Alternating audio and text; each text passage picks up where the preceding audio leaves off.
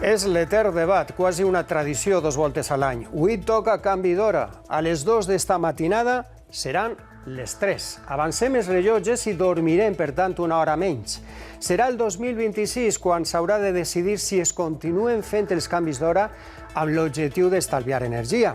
Hi ha un debat obert respecte de l'eficàcia d'esta mesura. Els 27 països membres de la Unió Europea fan el canvi junt amb els Estats Units, part del Canadà, Xile, Paraguai, Egipte, l'únic país de tot Àfrica. Gran majoria són la resta, els països que mai ho han fet o que han deixat de fer-ho per diverses raons.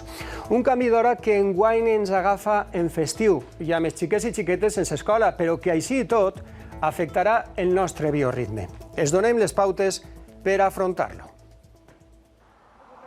Toca avançar els rellotges esta matinada i potser això suposarà dormir una hora menys. Yo no me afecta res. Yo pienso que a los niños más. És cert que els canvis en les rutines solen afectar més els més menuts, però enguany compten amb un avantatge. El fet que no vagin a l'escola pot facilitar que s'adapten molt millor. El que no n'hi ha escacolet també s'adapten de manera més progressiva, no? Perquè la mare o el pare pot adaptar l'horari també a poc a poc. Però si es costa regular el son, este expert aconsella Intentar xitar als xiquets una hora abans, un parell d'hores abans, normalitzar que este canvi d'hora el xiquet va adaptar-se d'una forma natural, depenent del menor, però sol ser entre 48 hores i una setmana. i en el cas dels majors que no s'adapten, Me levanto muy cansada y me cuesta mucho acostumbrarme toda la semana. es recomana fer exercici físic, evitar els estimulants i veure este canvi des d'un punt de vista positiu. A l'allargar el dia, psicològicament afecta l'estat d'ànim. Augmenten substàncies relacionades amb la felicitat, per exemple, l'oxitocina, la serotonina, la dopamina. Les hores de llum